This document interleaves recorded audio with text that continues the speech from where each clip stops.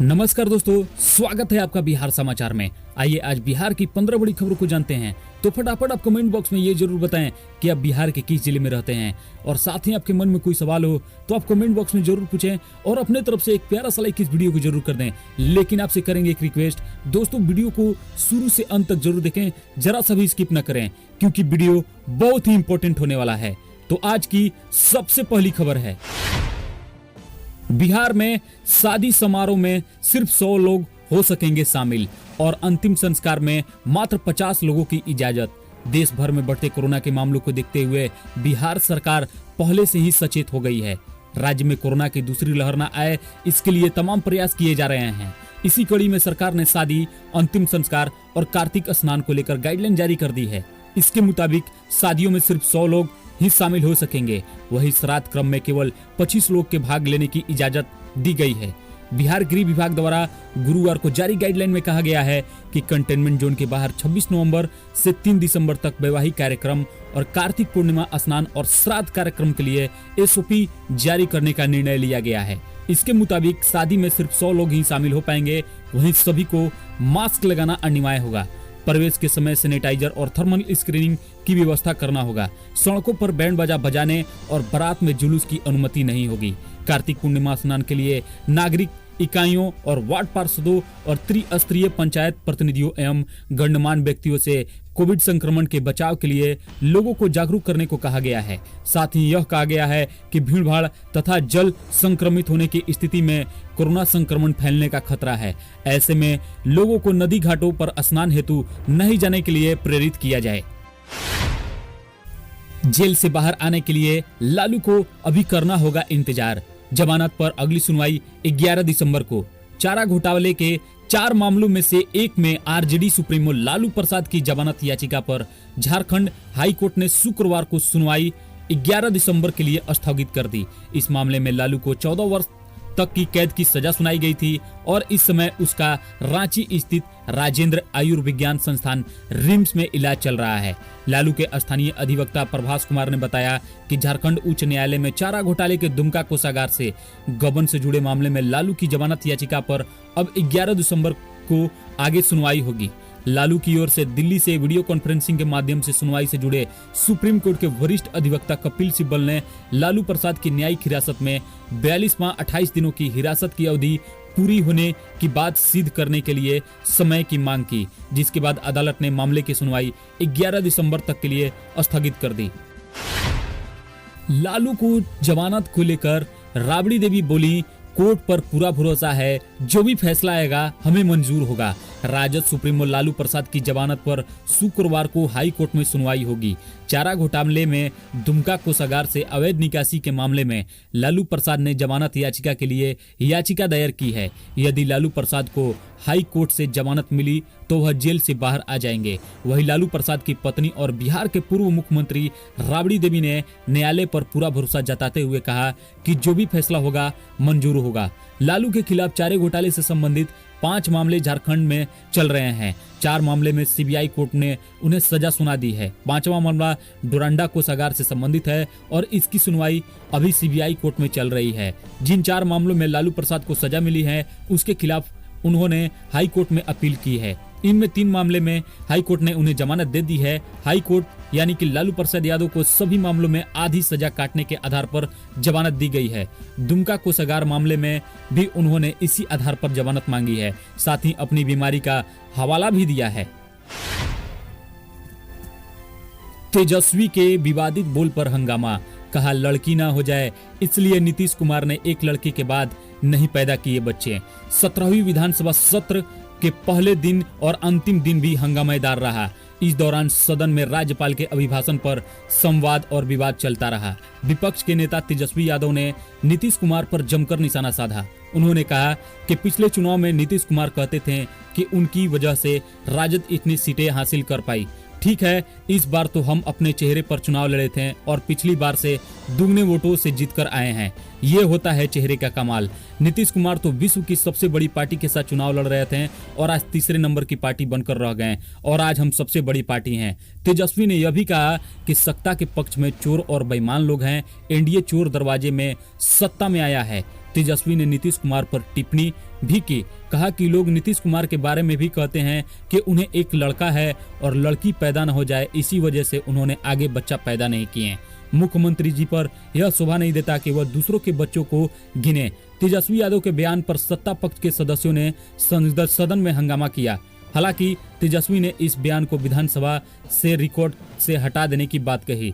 तेजस्वी ने ऐसा नीतीश कुमार के चुनाव प्रचार के दौरान दिए गए बयान को याद दिलाते हुए कहा, नीतीश कुमार ने लालू प्रसाद का नाम लिए बगैर यह बयान दिया था कि लड़के की चाहत में कुछ लोग अपने बच्चों का इतना बड़ा कुनबा बना लेते हैं।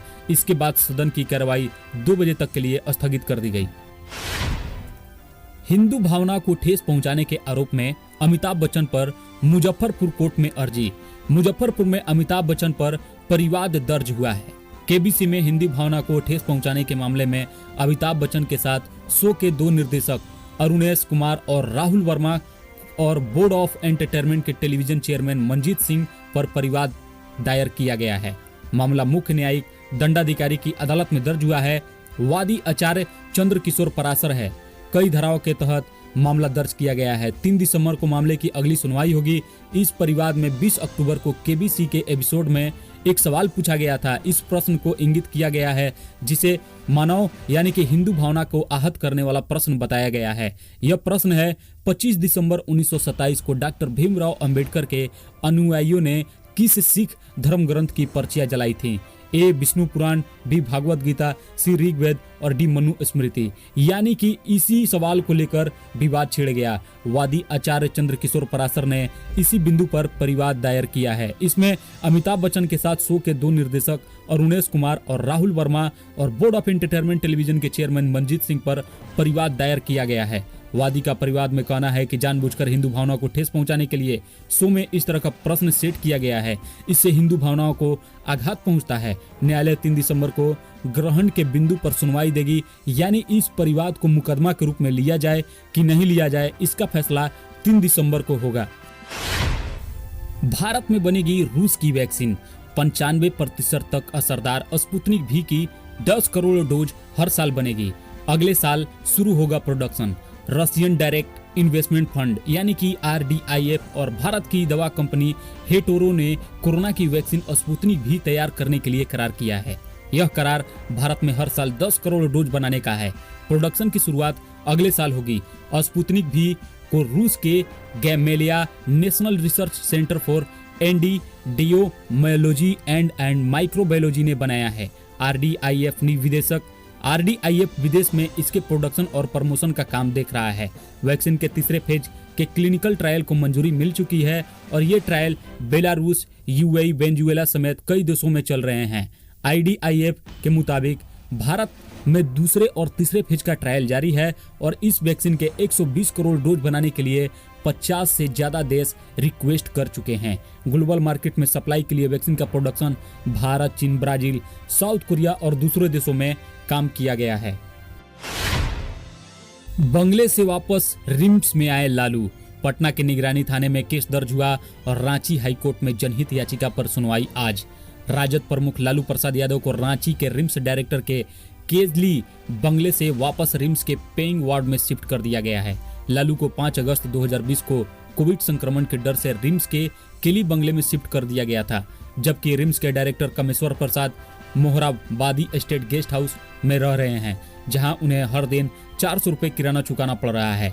राजद सुप्रीमो के मामले में यह कार्रवाई उनके वायरल ऑडियो सामने आने के बाद हुई है। इसके लिए रांची में भाजपा नेताओं द्वारा हाईकोर्ट में जनहित याचिका भी दाखिल की गई है।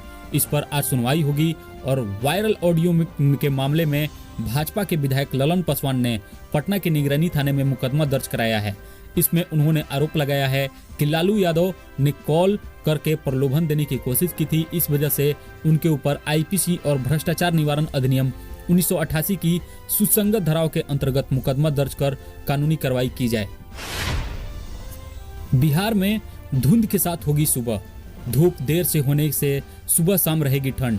मौसम का मिजाज एक बार फिर बदल रहा है। अब सूर्योदय पर भी इसका प्रभाव पड़ेगा। शुक्रवार को धुंध के साथ सुबह होगी और मौसम विभाग का कहना है कि तमिलनाडु में चक्रवाती हवा निवार का भी बिहार के मौसम पर असर पड़ रहा है। मौसम विभाग के अनुसार तमिलनाडु में निवार यानी कि निवार चक्रवाती हवा निवार का प्रभाव बिहार झारखंड के साथ उत्तर प्रदेश के तटवर्ती क्षेत्रों पर दिखाई पड़ेगा। आने वाले 72 घंटे में दिन के तापमान में कमी तो रात में पारा बढ़ने का अनुमान है। इससे मध्य रात्रि तक हल्की गर्मी का एहसास होगा, जबकि सूर्य के दौरान मौसम पूर्व की तरह ही रहेगा। मौसम विभाग के अनुसार बिहार के 38 जिलों में से अधिकतम न्यूनतम सामान्य तापमान से 2-3 डिग्री कम रहेगा और पहाड़ों पर लगातार हो रही बर्फबारी का असर देश के मैदानी क्षेत्रों में दिखाई दे रहा है, जिससे शाम होते ही ठंड का एहसास हो रहा है। दिसंबर के प्रथम सप्ताह में रात के साथ ही दिन में भी ठंड बढ़ने का अनुमान है। छपरा में अनियंत्रित कार को बचाने में प्याज से लदे ट्रक खाई में गिर गई। लोगों ने चालक और खलासी को सुरक्षित निकाला। छपरा के सिवान शीतलपुर SH 73 पर एक हादसा टल गया। चालक की सूझबूझ से आधा दर्जन लोगों की जानें बच गई। बनसोही पोखरा के पास अगले सुबह एक अनियंत्रित कार को बचाने के चक्कर में ट्रक खाई में गिर गई। घटना मसरक थाना क्षेत्र की है, जहां इंदौरी सब्जी मंडी के प्याज लोड करके आ रही ट्रैक्टर यानी कि ट्रक गड्ढे में गिर गई। हुआ यूं कि MP 09 SS 3355 मध्य प्रदेश से प्याज लादकर एक ट्रक मुजफ्फरपुर सब्जी मंडी आ रही थी। इसी दौरान शीतलपुर मसरक SS 73 पर तीखी मोड़ के सामने आने से अचानक एक अनियंत्रित कार ट्रक के सामने आ गई। चालक ने जब देखा तो वह कार बचाने में लग गया और इसी में 12 चक्के वाली ट्रक गड्ढे में गिर गई। स्थानीय लोगों ने जब देखा कि चालक समेत 2 अन्य लोग को बाहर निकाला और तीनों सुरक्षित हैं। ट्रक पर सवार तीनों लोगों की पहचान मध्य प्रदेश के रीवा के मऊगंज थाना के हुरहेटा गांव के निवासी के रूप में हुई है। चालक राजेश पटेल, उप चालक संजय पटेल और सहयोगी का नाम अमन पटेल है। मामले की जानकारी मिलते ही पुलिस पहुंची और ट्रक को कब्जे में ले लिया। 24 घंटे में बिहार में 682 लोग कोरोना संक्रमित हुए और पटना से 211 नए केस। कोरोना का संक्रमण थमने का नाम नहीं ले रहा है। गुरुवार को 24 घंटे में प्रदेश के 682 लोग कोरोना संक्रमित हो गए, जबकि केवल पटना में ही 211 नए मामले दर्ज किए गए। संक्रमण के बढ़ते मामलों को लेकर एक बार फिर बचाव की तैयारी तेज की जा रही है। गुरुवार को जहां स्वास्थ्य विभाग की बैठक हो रही थी, वहीं जिला प्रशासन की सोशल डिस्टेंसिंग को लेकर छापेमारी कर रहा था। गुरुवार को 24 घंटे में 682 मामले आने के बाद अब प्रदेश में एक्टिव संक्रमितों की संख्या 6107 हो गई है। दरभंगा और मुजफ्फरपुर में 24 घंटे में संक्रमितों की संख्या काफी बढ़ गई और पटना एम्स में गुरुवार को 13 नए मामले आए हैं और 13 मरीजों की छुट्टी भी हो गई। पटना एम्स में कुल 159 मरीज भर्ती हैं और पटना एम्स के नोडल अफसर डॉक्टर संजीव कुमार ने बताया कि संक्रमण से बचाव को लेकर काम किया जा रहा है। Civil surgeon doctor Vibha Kumari का कहना है कि कोरोना से बचाव को लेकर गुरुवार की बैठक की गई। इसमें जांच बढ़ाने को लेकर योजना बनाई गई है। बैंकों की हड़ताल से 5127 बैंक शाखाओं में लटके रहे ताले, 50,000 करोड़ रुपए का कारोबार प्रभावित। सेंट्रल ट्रेड यूनियन के आह्वान पर आयोजित हड़ताल के दौरान गुरुवार को राज्य में SBI और निजी बैंक को छोड़कर व्यावसायिक एवं ग्रामीण बैंक की 5127 शाखाओं में सुबह से ही ताला लटका रहा। शहरी और ग्रामीण क्षेत्रों में बैंकिंग सेवाएं लगभग ठप रही। इसी दौरान करीब 50,000 करोड़ का कारोबार प्रभावित हुआ। करोड़ों के चेक क्लियरेंस में फंसे रहे। दोपहर तक विभिन्न जगहों पर स्थित सैकड़ों ATM खाली हो गए, जिससे लोगों को काफी परेशानी हुई। राजधानी में बैंक कर्मियों ने अपने अपने प्रशासनिक कार्यालयों पर धरना प्रदर्शन किया और प्रदर्शनकारियों ने कुछ जगहों पर स्टेट बैंक तथा अन्य निजी बैंक शाखाओं को बंद करा दिया गया, जिसे प्रदर्शनकारियों के जाने के बाद खोल दिया गया और हड़ताल के बाद महीने के अंत में 27 को छोड़ लगातार 3 दिन बैंक बंद रहेंगे। All India bank employees association, all India bank officer association और बैंक एम्प्लॉय फेडरेशन और यूनाइटेड फोरम ऑफ ग्रामीण बैंक ने बंद को सफल बताया। All India bank officer association के संयुक्त सचिव DN त्रिवेदी एवं महासचिव नदीम अख्तर ने बताया कि व्यावसायिक बैंकों और ग्रामीण बैंक के 30,000 से ज्यादा बैंक कर्मी हड़ताल पर रहे। गया, अररिया के बाद भागलपुर में भी अगलगी की घटना, 50 घर हुए खाक, 1 करोड़ से अधिक की संपत्ति स्वाहा। बिहार में बुधवार की रात से लेकर गुरुवार की शाम तक अगलगी की घटनाओं में करोड़ों की संपत्ति जलकर खाक हो गई। गया और अररिया में अगलगी की घटनाओं के बाद ताजा मामला भागलपुर का है।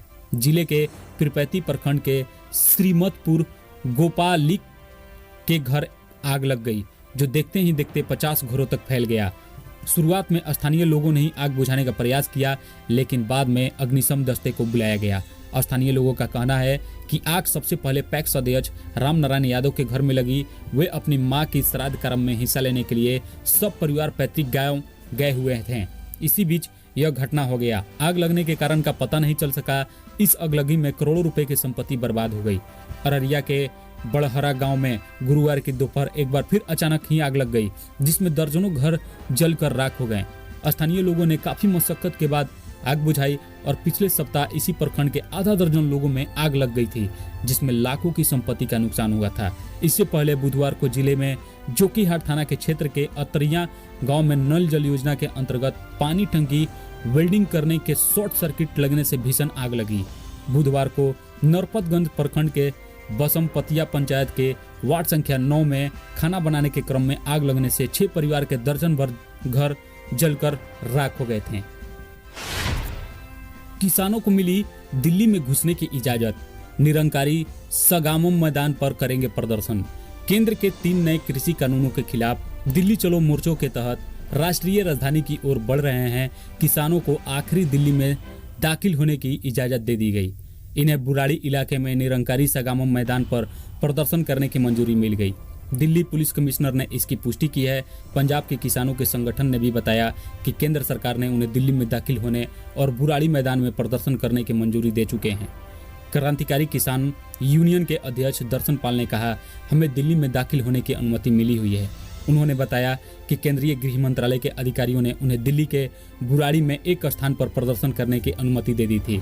दिल्ली पुलिस के PRO ES सिंघल ने कहा कि किसान नेताओं के साथ चर्चा के बाद दिल्ली पुलिस ने बुराड़ी में किसानों को निरंकारी सगामम मैदान पर शांतिपूर्ण प्रदर्शन करने की इजाजत दी है। हम उनसे अपील करते हैं कि दूसरों को कोई दिक्कत न हो, इसके लिए शांति बनाए रखें। इसी बीच पंजाब के मुख्यमंत्री कैप्टन अमरिंदर सिंह ने किसानों को दिल्ली जाने की इजाजत मिलने के बाद कहा कि प्रदर्शन लोकतांत्रिक अधिकार का इस्तेमाल करने के लिए किसानों को जाने की इजाजत देने के केंद्र सरकार के फैसले को मैं स्वागत करता हूं। अब किसानों की चिंता दूर करने के लिए उन्हें तुरंत बातचीत करनी चाहिए। बंगाल की सियासत में बड़ी हलचल। ममता बनर्जी को लगा बड़ा झटका। शुभेंदु अधिकारी ने मंत्री पद से दिया इस्तीफा। पश्चिम बंगाल विधानसभा चुनाव से पहले ममता सरकार को बड़ा झटका लगा है। मुख्यमंत्री ममता बनर्जी ने खास माने जाने वाले तृणमूल कांग्रेस के ताकतवर नेता शुभेंदु अधिकारी ने नाराजगी की खबरों के बीच परिवहन मंत्री पद से इस्तीफा दे दिया। इससे TMC से उनकी बगावत की अटकलें को मजबूती मिली। इससे एक दिन पहले ही उन्होंने Hooghly river bridge commission chairman पद से इस्तीफा दिया था। हालांकि अभी तक उन्होंने पार्टी से इस्तीफा नहीं दिया है। शुभेंदु ने ऐसे समय पर Hooghly river bridge commission chairman पद और मंत्री पद से इस्तीफा दिया है जब उनके पाला बदलने को लेकर अटकलें लग रही हैं। ममता बनर्जी के सबसे करीबी माने जाने वाले दिग्गज TMC नेता शुभेंदु अधिकारी करीब 30 से 40 सीटों पर अच्छा प्रभाव रखते हैं। राजनीतिक गलियारों में पीछे और कई दिनों से चर्चा में थे कि पूर्वी मिदनापुर जिले में आने वाले शुभेंदु अधिकारी TMC से नाराज चल रहे हैं और ऐसे में वह पार्टी का साथ छोड़कर भाजपा में भी शामिल हो सकते हैं। फिलहाल शुभेंदु ने अपना सियासी पत्ता नहीं खोला है, मगर उन्होंने लगातार 2 पदों से इस्तीफा देकर संकेत दे दिया है कि अब वह TMC में टिकने वाले नहीं हैं। कोरोना वैक्सीन का ट्रायल आज से। वॉलेंटियर को लगेगा पहला टीका। कोरोना वैक्सीन के तीसरे चरण का क्लिनिकल ट्रायल शुक्रवार से भोपाल के पीपुल्स मेडिकल कॉलेज में शुरू होगा। इसके लिए भारत बायोटेक ने कॉलेज को अपनी वैक्सीन के 1000 डोज भेज दिए हैं। यहाँ रजिस्ट्रेशन कराने वाले पहले वॉलंटियर को टीका लगेगा। इसका बूस्टर डोज 28 दिन बाद लगाया जाएगा। यह corona vaccine Indian council of medical research यानी कि ICMR और भारत बायोटेक इंटरनेशनल द्वारा निर्मित है। ट्रायल में शामिल प्रत्येक वॉलंटियर से सेहत की सख्त मॉनिटरिंग की जाएगी। शहर में करीब 2 से 3 हजार लोगों को डोज लगाई जाएगी। पीपुल्स मेडिकल कॉलेज के डायरेक्टर ने बताया कि ट्रायल में किसी भी हेल्थ वर्कर को ये टीका नहीं लगाया जाएगा क्योंकि उन्हें कोविड के एक्सपोजर का खतरा दूसरे वॉलंटियर से ज़्यादा है। ICMR ने वैक्सीन के 1000 डोज भेजे हैं जो अगले 10 दिनों में वॉलंटियर को लगाए जाएंगे।